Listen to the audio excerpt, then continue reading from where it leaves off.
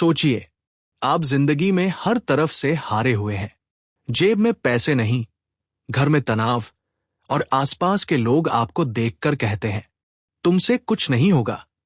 लेकिन अगर मैं कहूं, यही हालत एक ऐसे इंसान की थी जिसने आगे चलकर ऐसा रिकॉर्ड बनाया जिसे आज तक कोई तोड़ नहीं पाया। एक ऐसा नाम जिसने 15 साल में 13,001 कारें बेचकर Guinness book of world records में जगह बनाई। जो गिरार्ड।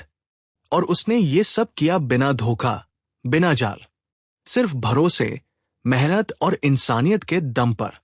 नमस्कार दोस्तों, स्वागत है आपका बुक मित्रा में, जहां हम आपको दुनिया की सबसे बेहतरीन किताबें सुनाते हैं, सीधी, आसान और दिल को छूने वाली हिंदी में, ताकि आप सुनकर सीखें और सीखकर अपनी जिंदगी बदलें। आज हम शुरू कर रहे हैं how to sell anything to anybody by Joe Girard. ये सिर्फ सेल्स की किताब नहीं है, ये लोगों को जीतने की कला सिखाती है। चैप्टर 1, मेरी कहानी, फर्श से अर्श तक। जो गिरार्ड का जन्म अमेरिका के डेट्रॉइट शहर के एक गरीब मोहल्ले में हुआ। घर में गरीबी इतनी थी कि कई बार पेट भर खाना भी नसीब नहीं होता। पिता शराबी और गुस्सैल थे, जो अक्सर मारपीट करते थे। स्कूल में टीचर कहते, ये लड़का कभी कुछ नहीं करेगा। किशोर उम्र में हालात ऐसे हुए कि पढ़ाई बीच में ही छोड़नी पड़ी।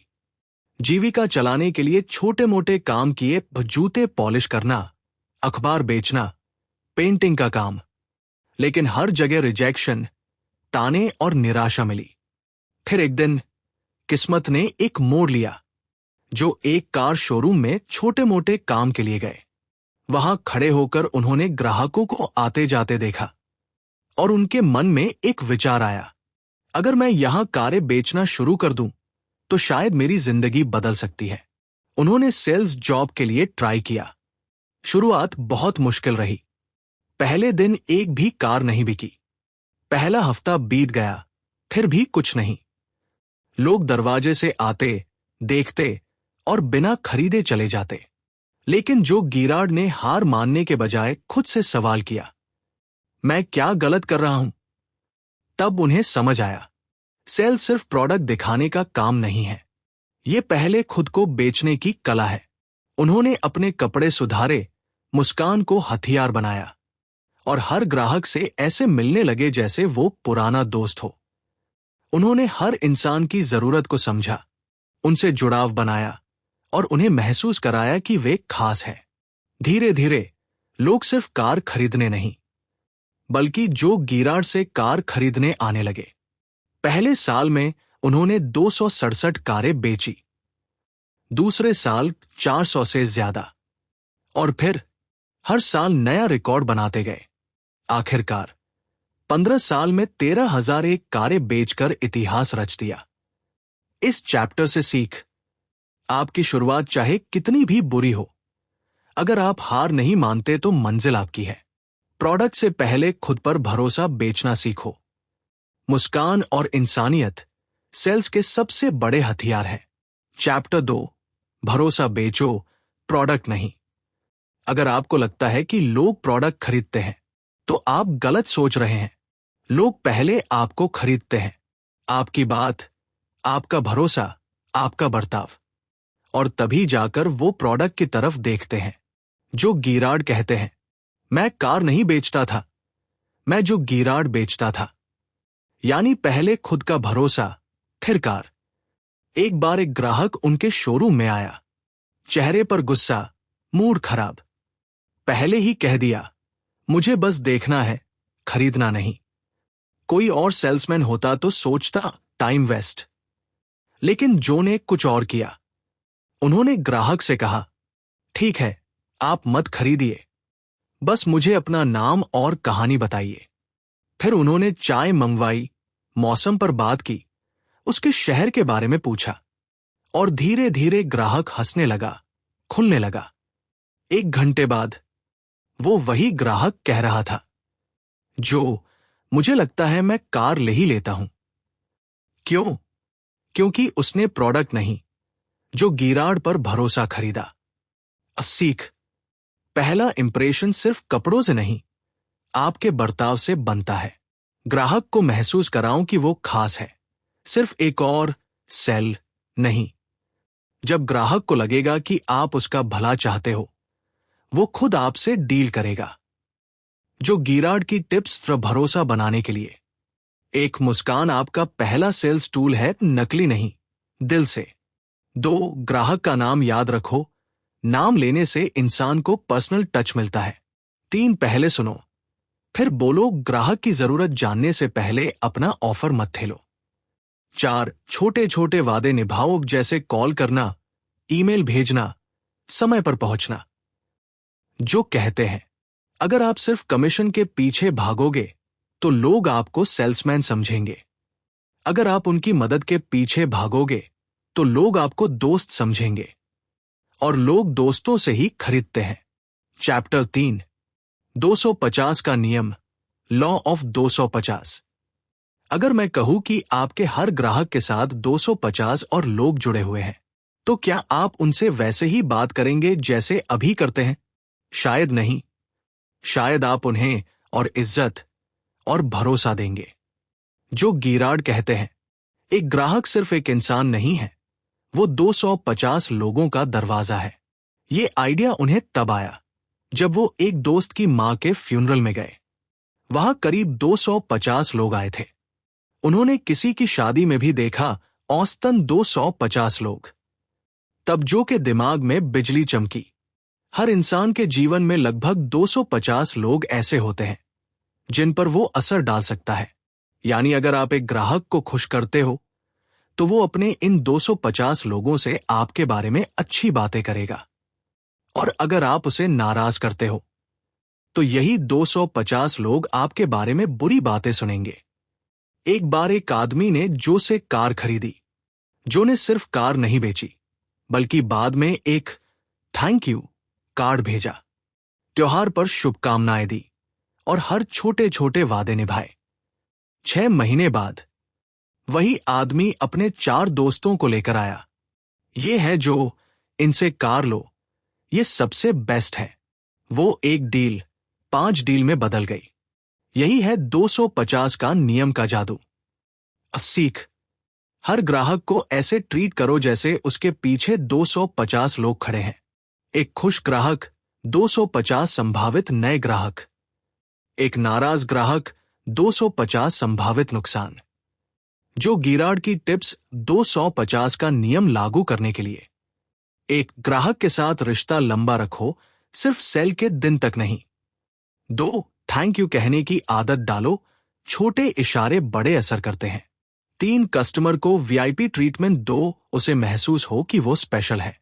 4, नाराज ग्राहक को तुरंत संभालो, क्योंकि उसकी बात बहुत दूर तक जाती है। जो कहते हैं, हर बार जब आप किसी से डील करते हैं, याद रखो आप 250 और लोगों से भी डील कर रहे हो, चाहे आप उन्हें देख नहीं रहे। चैप्टर 4, सुनना सीखो, बेचना आसान हो जाएगा। ज्यादातर सेल्समैन सोचते हैं कि उन्हें बोलने की कला में मास्टर होना चाहिए, लेकिन सच्चाई यह है, जो ज्यादा बोलता है वो हारता है, और जो ज्यादा सुनता है वही जीतता है। जो गिरार्ड कहते हैं, अगर आप ग्राहक की जरूरत सुनोगे तो वो खुद आपको बताएगा कि उसे क्या बेचना है। एक बार एक कपल कार देखने आया। दूसरे सेल्समैन ने उन्हें घेर लिया। ये मॉडल बेस्ट है, इसमें ये फीचर्स हैं, अभी ऑफर चल रहा है। लेकिन कपल ने 5 मिनट में ही कहा, हम सोच कर आते हैं। जो गिरार्ड ने कुछ और किया। उन्होंने कहा, पहले आप बताइए, आपकी लाइफस्टाइल कैसी है?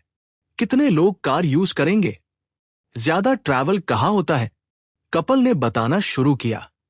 2 छोटे बच्चे हैं, वीकेंड पर फैमिली आउटिंग पसंद है, और रोज का ऑफिस रूट लंबा है। जो ने चुपचाप सुना, फिर कहा, तो आपको एक ऐसी कार चाहिए जो सेफ हो, बच्चों के लिए आरामदायक हो और माइलेज अच्छा दे। मेरे पास बिल्कुल वैसा मॉडल है।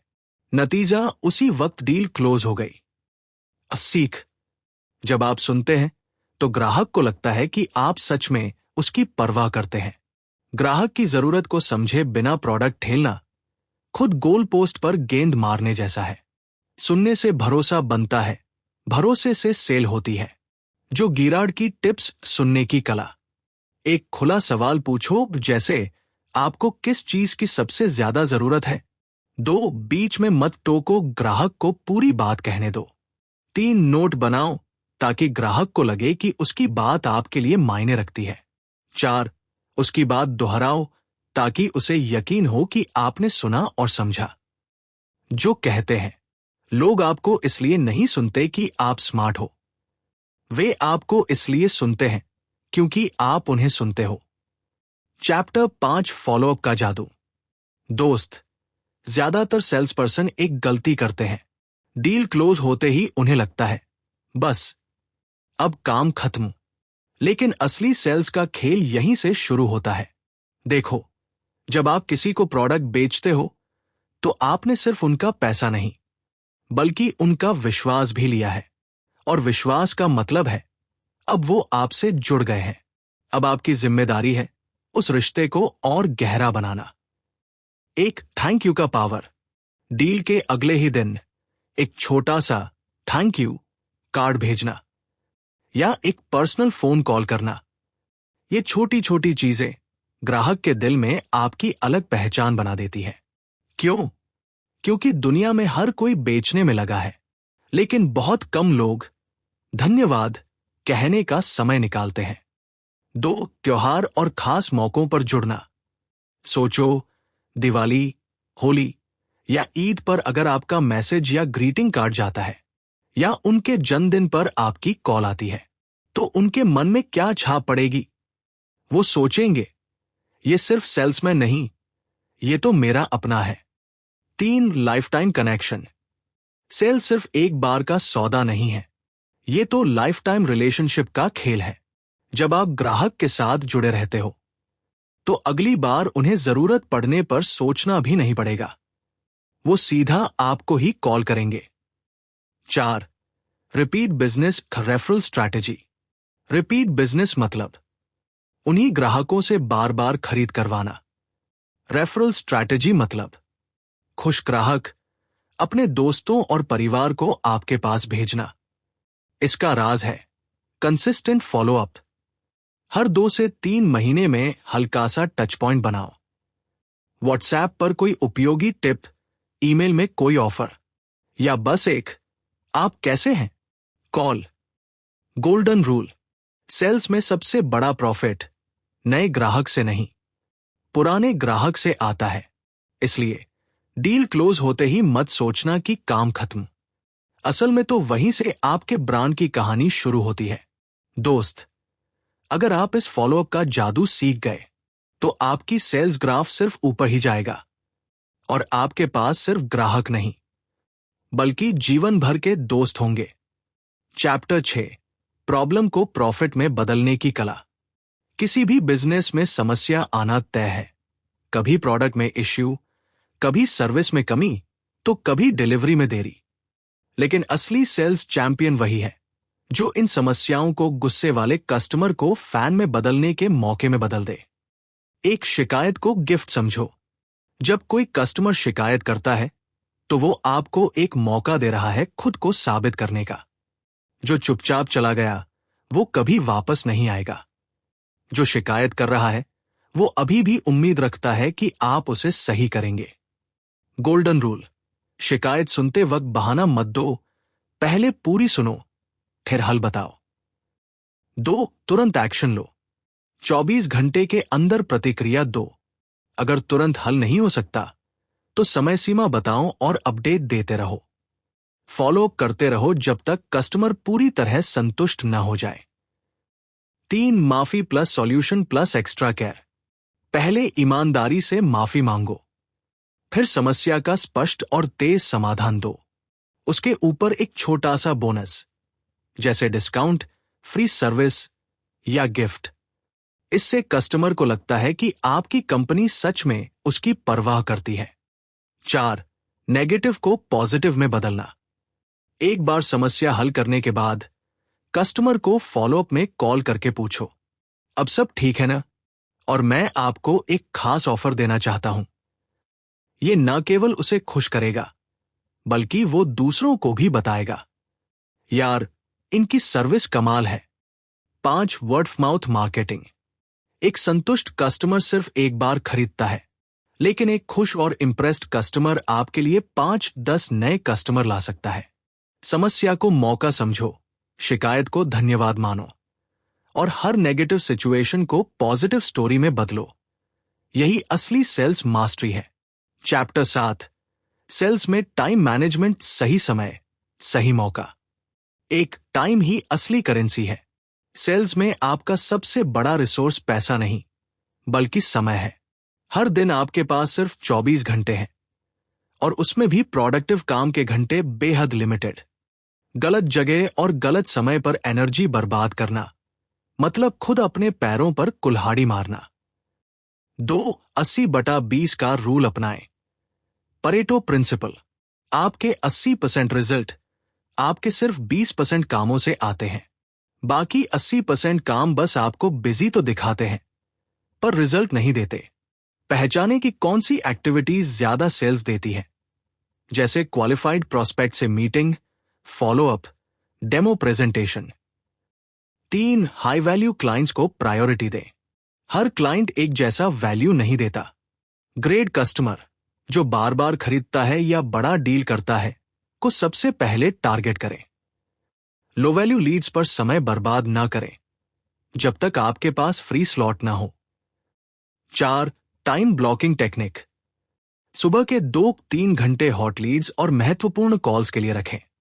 दोपहर का समय ईमेल चेक और फॉलोअप के लिए। शाम को प्लानिंग और रिपोर्टिंग के लिए। 5 ना कहने की कला सीखें। हर मीटिंग जरूरी नहीं होती। अगर कोई मीटिंग या कॉल आपको सीधे सेल्स की दिशा में नहीं ले जाती, पोलाइटली नो कहें। यह समय को खाली रखेगा सही मौके के लिए। 6 डेली और वीकली रिव्यू। हर दिन के अंत में देखें, आज कौन सा काम रिजल्ट लाया, कौन सा नहीं। हफ्ते में एक दिन स्ट्रैटेजी रिव्यू करें और अगले हफ्ते के लिए प्रायोरिटी सेट करें। 7 फास्ट एक्शन, ज्यादा मौके। सेल्स में स्पीड एक सुपर पावर है। जितनी जल्दी आप एक लीड पर रिस्पॉन्ड करते हैं, उतना ज्यादा आपका चांस होता है कि क्लाइंट आपको चुनेगा। Secret tip. सेल्स का खेल उन लोगों का है जो सही समय पर सही जगह होते हैं। टाइम मैनेजमेंट सिर्फ कैलेंडर भरने का नाम नहीं, बल्कि मोमेंट कैप्चर करने की कला है। चैप्टर 9 डील क्लोजिंग की मास्टर आर्ट। दोस्त, सेल्स की असली परीक्षा डील क्लोजिंग के वक्त होती है। यहीं पर आपका प्रोफेशनलिज्म, आपकी प्रैक्टिस और आपकी समझ का असली टेस्ट होता है। एक डील क्लोजिंग क्यों मुश्किल लगती है? ज्यादातर सेल्स पर्सन पूरी मीटिंग अच्छे से करते हैं, प्रोडक्ट दिखा देते हैं, डेमो दे देते हैं, प्राइस बता देते हैं, लेकिन जब तो फिर डील फाइनल करें कहने का समय आता है, वो हिचकिचा जाते हैं। कारण, रिजेक्शन का डर, कहीं कस्टमर ना बोल दे वाली सोच, ज्यादा सोचने की आदत। 2 डील क्लोज करने के गोल्डन रूल्स। रूल 1, मान लो कि कस्टमर लेने वाला है। बोलने का तरीका ऐसा हो कि लगे डील पक्की है। क्या आप लेना चाहेंगे? तो हम पेपरवर्क अभी कर दें। Rule 2, option closing technique. Customer को हां ना नहीं, बल्कि या बी का ऑप्शन दो। सर, आपको रेड वाला चाहिए या ब्लैक वाला? रूल 3, साइलेंस की पावर। प्राइस या ऑफर बताने के बाद चुप हो जाओ। पहले कस्टमर बोलेगा और अक्सर वो हां ही बोलता है। रूल 4, इमरजेंसी क्रिएट करो। ये ऑफर सिर्फ इस वीक के लिए है, या स्टॉक बस 3 पीस बाकी है, लेकिन यह सच होना चाहिए वरना भरोसा टूटेगा। 3 क्लोजिंग के दौरान positive body language, smile, eye contact, relaxed shoulders. घबराहट या बेचैनी कस्टमर को महसूस होती है। हर वाक्य में कॉन्फिडेंस झलकना चाहिए। 4 डील क्लोज करने के बाद क्या करें? तुरंत हैंडशेक या धन्यवाद बोलें। कस्टमर को लगे कि उन्होंने सही फैसला लिया। अगले स्टेप्स साफ बताएं। Delivery, service, support. 5 प्रैक्टिस ही मास्टर बनाएगी। क्लोजिंग कोई थ्योरी नहीं, ये गेम है प्रैक्टिस का। रोज अपने क्लोजिंग डायलॉग्स बोलकर प्रैक्टिस करो ताकि असली कस्टमर के सामने ये नेचुरल लगे। सीक्रेट टिप, अगर आप चाहते हैं कि 10 में से 7 से 8 डील पक्की हों, तो प्रोडक्ट न बेचें, डिसीजन बेचें। कस्टमर को यह महसूस कराओ कि उन्होंने सही और स्मार्ट फैसला लिया है। दोस्तों, सेल सिर्फ एक प्रोफेशन नहीं, ये एक कला है। अगर आपने आज की बातें दिल से समझी, तो आपकी हर डील सिर्फ एक सेल नहीं होगी, बल्कि एक नए रिश्ते की शुरुआत होगी। तो आज से हर कस्टमर को एक क्लाइंट नहीं, एक दोस्त की तरह ट्रीट कीजिए। अगर ये वीडियो आपको मददगार लगा, तो इसे लाइक और शेयर करना मत भूलिए। और हां, ऐसे ही सेल्स और बिजनेस की बेमिसाल सीख हर हफ्ते पाने के लिए बुक मित्रा चैनल को सब्सक्राइब कीजिए और बेल आइकन दबाना मत भूलिए, ताकि अगला वीडियो सबसे पहले आप तक पहुंचे। बुक मित्रा, और जहां हर किताब बनती है आपके बिजनेस की ताकत। अगली वीडियो में मिलते हैं, तब तक सीखते रहिए, बढ़ते रहिए।